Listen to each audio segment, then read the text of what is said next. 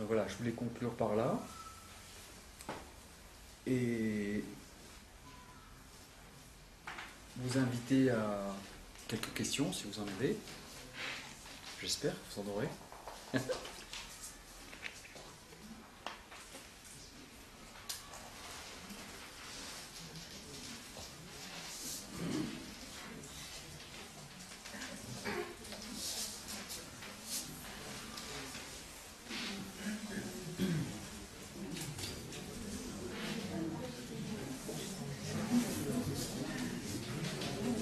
Oui.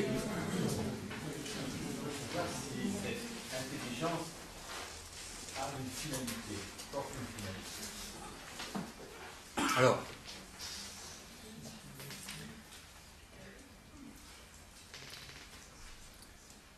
je voudrais répondre à la question dans le sens, d'accord? En vous montrant les limites de la question. Okay. Admettons que cette intelligence ait une finalité. Quelle serait cette finalité? Quelle serait cette finalité?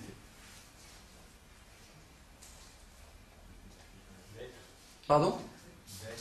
D'être. Est-ce que le fait d'être est une finalité? Est-ce que c'est quelque chose qui... Cette réalité est de toute éternité. Qu'il y ait un univers ou pas, que ce soit manifesté ou non, cette réalité qui est une et non duelle est là, elle est. Alors, c'est intéressant ce que vous dites, j'essaie de prendre ce que vous dites à un autre niveau. Certaines personnes, Shankaracharya, qui est un des commentaires traditionnels des Upanishads, du Vedanta, dit qu'en fait, il est impossible de réponse à cette question. Mais une réponse qui pourrait satisfaire l'esprit humain, qui est toujours orienté vers la recherche d'une cause, qui est toujours orienté vers la recherche d'une explication. Qu'est-ce qui fait que cela est ça? Pourquoi est-ce que cet univers est ce qu'il est? Et pourquoi cet être aurait besoin de se manifester dans cette multiplicité d'êtres vivants, de choses, sous la forme de toutes ces lois et de cette immense complexité, etc. Pourquoi? Alors la réponse que Shankara donne est très, très, très intéressante. Il dit, la moins mauvaise réponse que je pourrais donner, c'est comme un jeu. Alors un jeu dans le sens, attention, hein, c'est pas qu'il joue à nous faire souffrir, hein, à nouveau, ok? Mais c'est un jeu, quand on dit un jeu, quand vous voyez un enfant jouer, il trouve, je dirais, c'est un acte qui est totalement gratuit. Il n'y a pas de fondement. Il n'y a pas de raison derrière le pur plaisir de jouer. Le plaisir, il le trouve dans l'acte de jouer lui-même. D'accord? Donc ça serait une des manières de répondre à votre question. Une deuxième manière de répondre à votre question serait de dire la finalité, finalement, quelle que soit la finalité ou l'objectif ou la raison pour laquelle cet un s'est manifesté sous cette pluralité de formes, quelles que soient ces raisons, en fin de compte, ce qui compte le plus, c'est pour moi. Quel sens, moi, est-ce que je peux donner à mon existence? Quelle est la finalité de ma vie?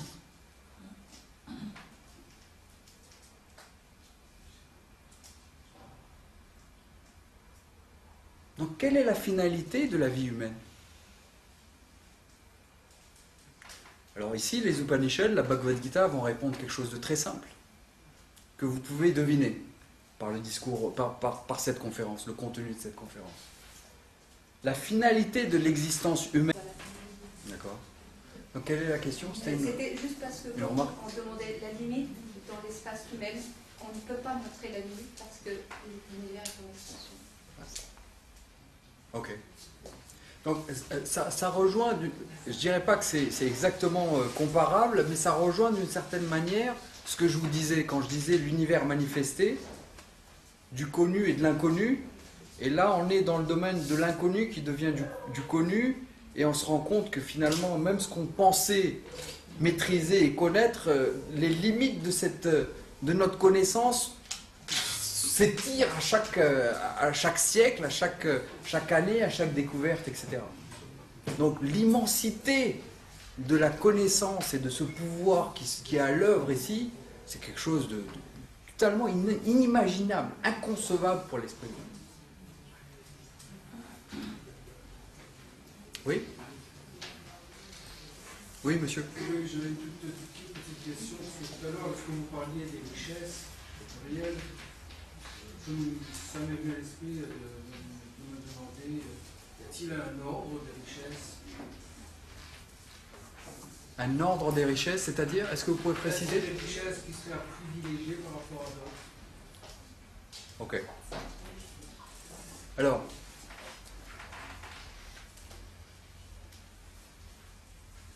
moi je dirais que là je répondrai par une prière qui est extrêmement intéressante, qui s'appelle la Gayatri, que certains d'entre vous connaissent. Dans cette prière, l'individu s'adresse donc à cette cause de l'univers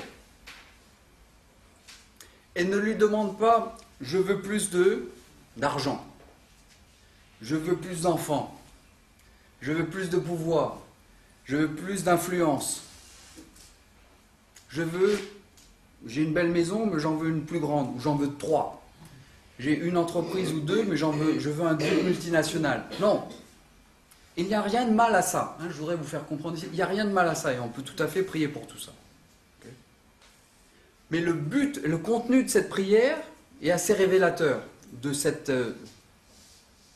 priorité ou cet ordre qu'on pourrait, les valeurs qui sont, je dirais, véhiculées par cette vision.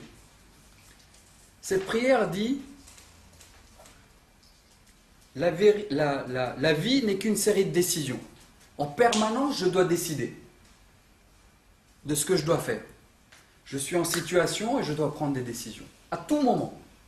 D'un certain point de vue, est-ce que ce n'est pas vrai que la vie n'est qu'une série de décisions? Ok? Vous êtes toujours en situation et vous avez à décider. Donc la prière est de dire: donne-moi cette clarté d'esprit, cette lucidité. En fait, il ne dit même pas donne-moi, il dit donne-nous. C'est une prière au collectif, ce qui est encore plus révélateur. Donne-nous cette clarté d'esprit, guide-nous dans ce processus de décision, donne-nous cette objectivité face à toutes ces situations, quelles qu'elles soient, qui me permettra de faire le choix, pas le bon choix, d'accord ? Le choix en fonction des connaissances dont je dispose, qui sont jamais illimitées, j'ai jamais une connaissance parfaite de la situation. En fonction des connaissances dont je dispose, des informations dont je dispose, aide-moi à faire le choix qui me permettra de continuer à grandir. Mais à condition de ne jamais faire violence à l'autre. D'accord ? Donc on englobe, je dirais, cette dimension d'interdépendance et de lien qu'on a entre tous les individus. Mais la valeur essentielle ou la priorité va être: donne-moi cette clarté, cette lucidité, cette objectivité. Aide-moi à me libérer de cette anxiété ou de ces peurs qui vont vicier ma prise de décision. Fais que je sois de plus en plus éveillé à ce qui est, à la réalité de ce qui est devant moi. Vous voyez la puissance de cette prière. J'espère que j'ai répondu à votre question. Merci. Il y aurait d'autres questions.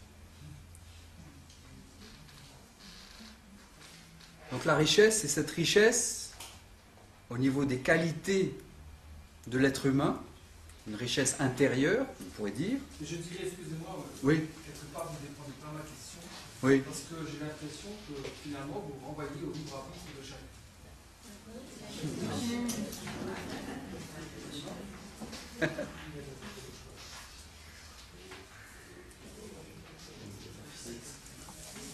Est-ce qu'il y a d'autres questions? Peut-être que la solution, ce serait de retrouver la paix intérieure en soi. Hein? et de vivre en harmonie avec le monde en général, et non pas viser une certaine catégorie ou autre. Hein? Je crois que l'humanité subit en ce moment beaucoup de tumultes et tout.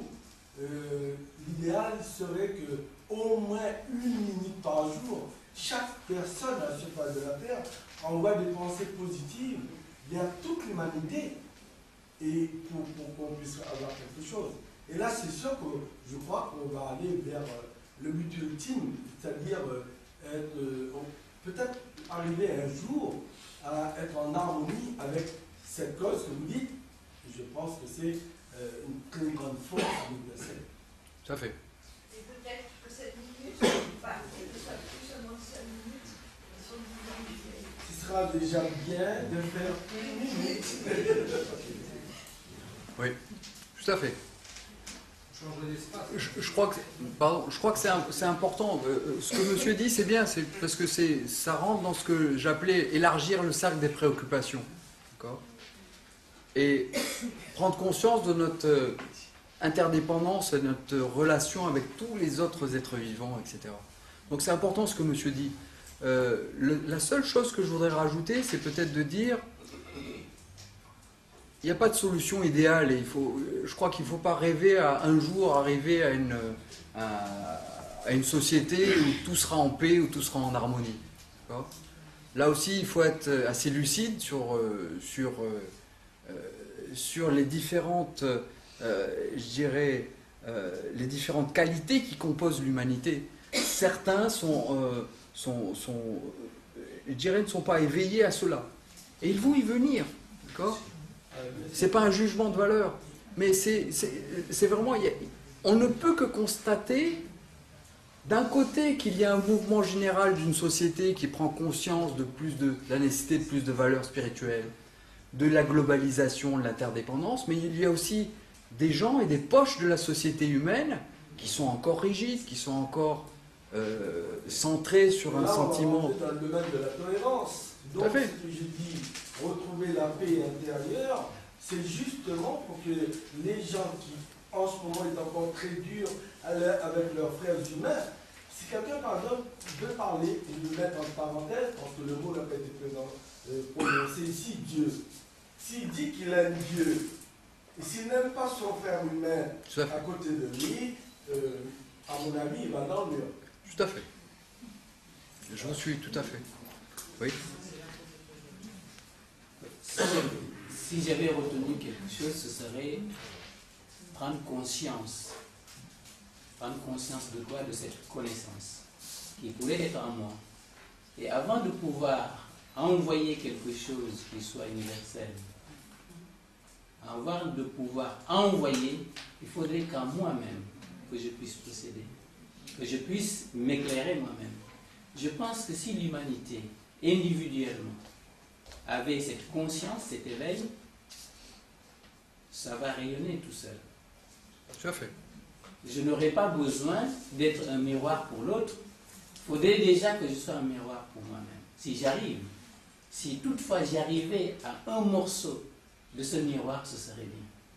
Parce qu'il est vrai que dans le monde social, c'est qu'on va ramasser un morceau du miroir qui est tombé du ciel, qui s'est cassé, et que ce morceau-là, on va penser que c'est le miroir en totalité. Très, très jolie image. Merci, Jacob. Ça fait juste. Tout à fait juste. Oui. Pour continuer dans le prolongement de la remarque de monsieur, Oui. tout à l'heure tu nous disais que le Vedanta nous enseigne à l'existence d'une cause intelligente et permanente et qui existe en toute chose. Et que tu nous invites à prendre conscience de cette cause, à prendre conscience que j'en ai un avec cette cause. Alors, je viens de prendre conscience. La question est comment? On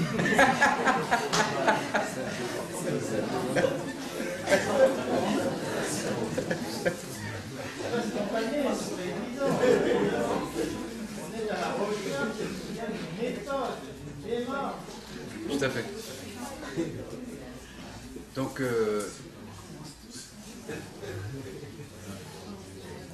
si vous êtes libre, vous pouvez venir à la prochaine conférence.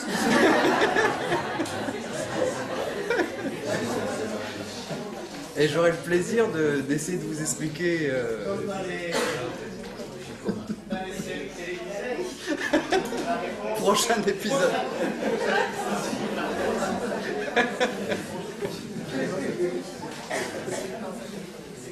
Il y a d'autres questions?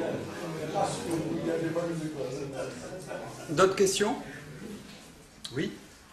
Vous n'avez pas dans vos discours évoqué à aucun moment le principe acceptable ou non de la réincarnation, qu'il soit celui de l'esprit, de l'âme ou du corps. Comment vous pourriez situer ce principe dans le Vedanta?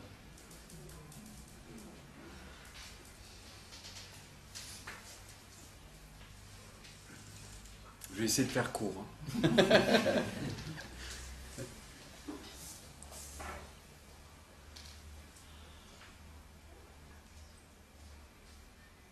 Ce que je dirais, c'est la finalité du Vedanta n'est pas de nous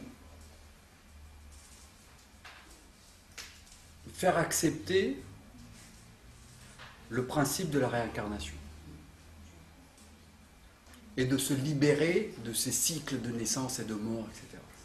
C'est pas, je pense que c'est un mauvais point d'entrée,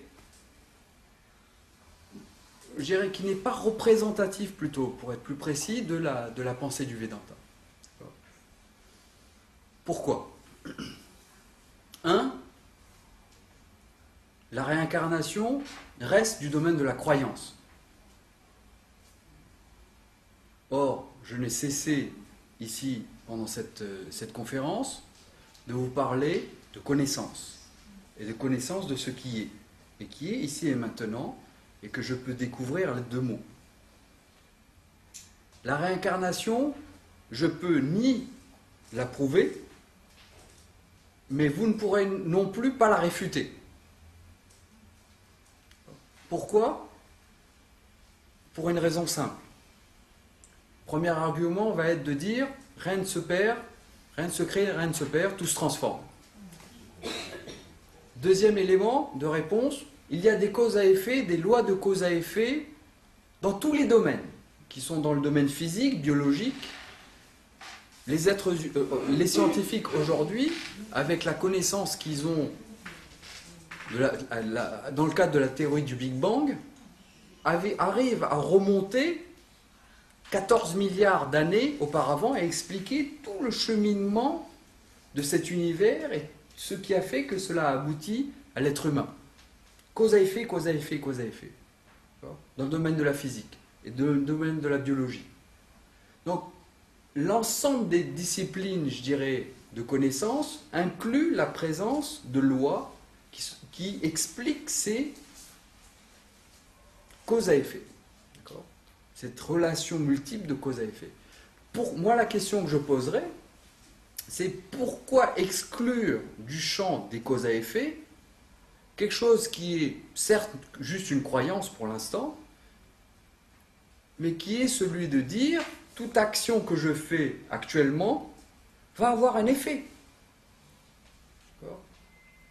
L'action va être la cause, le résultat va être un effet. Et les actions de plusieurs individus vont avoir des effets. Et l'ensemble de les résultats des actions de plusieurs individus vont produire des effets. Donc au niveau visible, c'est facile de s'en rendre compte. L'écologie est un exemple extrêmement facile.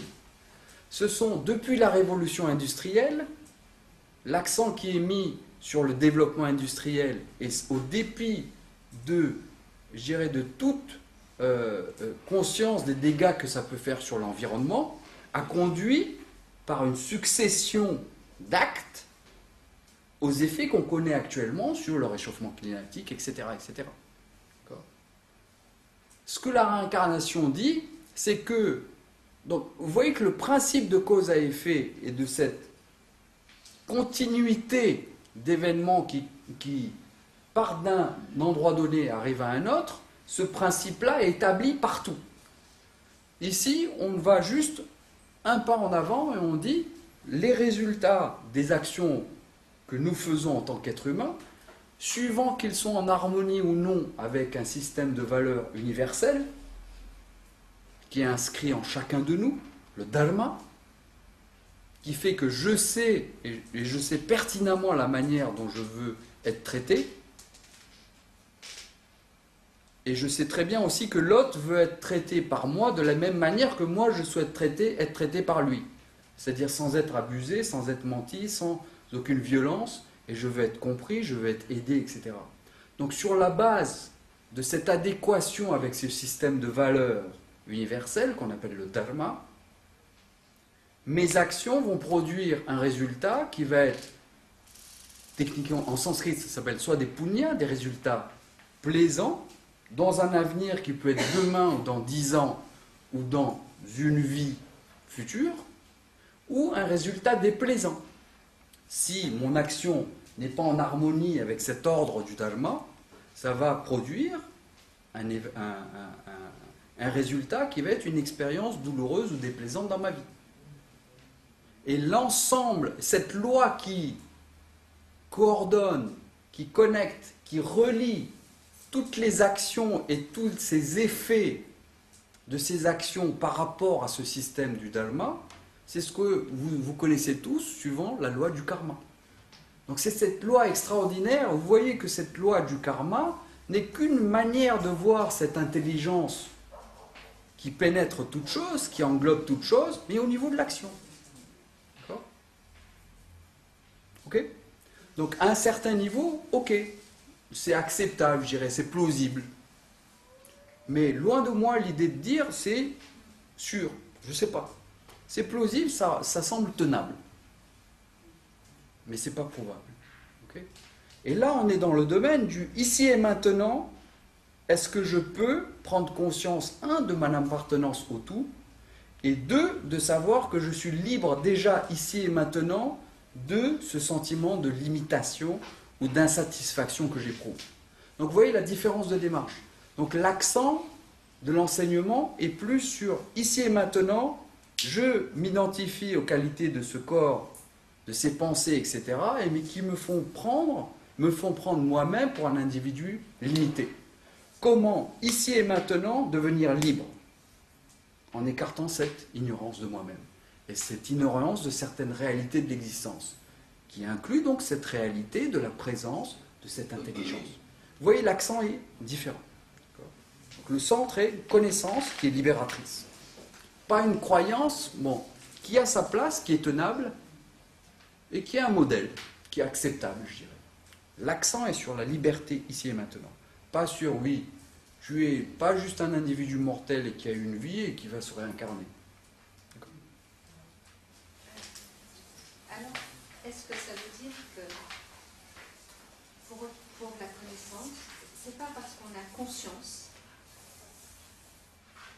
c'est pas parce qu'on a conscience qu'on peut avoir deux phases opposées, le visible et l'invisible, ou la goutte de la mer et la vague, que l'on a la connaissance du tout. On a la connaissance que l'un et l'autre rassemblés, on obtient l'unité. Comment arriver à cette... C'est pas parce qu'on a conscience qu'on a connaissance, c'est cette dimension que je trouve... en tout cas, je la trouve limitante parce que la connaissance n'est pas liée avec la conscience.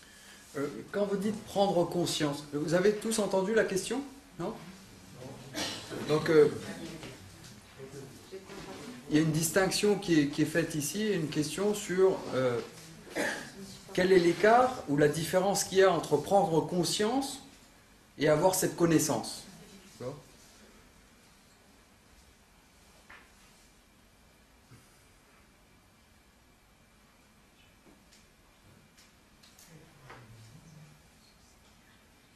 Pour moi, la manière dont j'utilise ces deux expressions que vous utilisez, pour moi, elles sont identiques.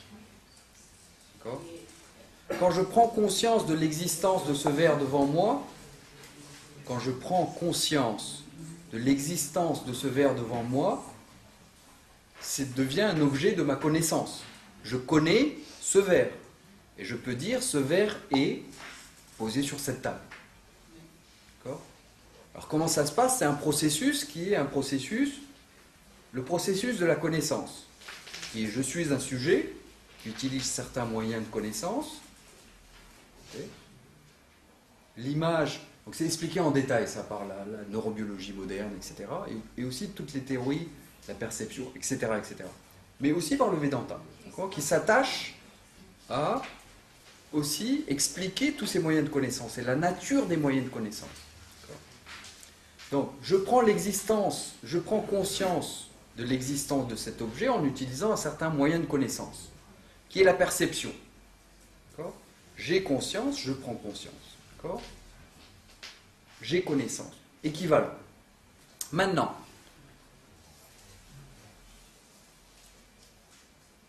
je suis cela même que je recherche.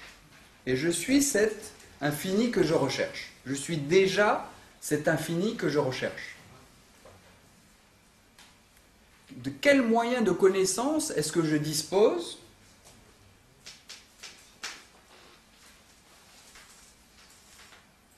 pour prendre conscience de ma réelle nature, pour avoir connaissance de ma réelle nature? Je mets en équivalence ces deux mots-là, ces deux expressions. Aucun autre moyen de connaissance. Je ne peux pas arriver à la réalité de moi-même en tant que sujet par les moyens de connaissance dont on se dispose habituellement. Parce que, par définition, je suis le sujet qui utilise ces moyens de connaissance. Je ne peux pas, moi, faire de moi-même un objet de ma perception. Ça serait comme Shankara dit dans un de ses commentaires, c'est comme si je me mettais debout sur mes propres épaules. Aussi le feu se brûlait lui-même. D'accord ? Ce retournement vers soi, comment est-ce que je vais le faire? Ce à quoi j'aboutis si je prends conscience de quelque chose n'est pas moi, c'est un objet. D'accord ? Et je ne peux pas non plus aboutir à moi, avoir connaissance de ma réalité, par d'autres moyens de connaissance, par le raisonnement, par la déduction, etc. La seule manière, c'est là qu'il y a quelque chose d'important dans la nature du Vedanta, c'est que le Vedanta est un moyen de connaissance, mais sous la forme de mots, avec une certaine méthodologie. Et à l'aide de mots, va vous faire découvrir, vous accompagner dans ce processus et ce cheminement qui va vous amener à découvrir ce que vous êtes, en écartant l'ignorance, en dissipant l'ignorance de votre nature, en examinant chacune des conclusions et en examinant si ces conclusions à votre sujet et au sujet de la nature de l'univers, de la réalité, sont fondées ou pas. Donc, ma réponse à votre question, ce serait prendre conscience et avoir connaissance, connaître, pour moi c'est équivalent. Et la difficulté réside plus dans le fait que je dois me connaître moi-même. Comment le faire? Oui?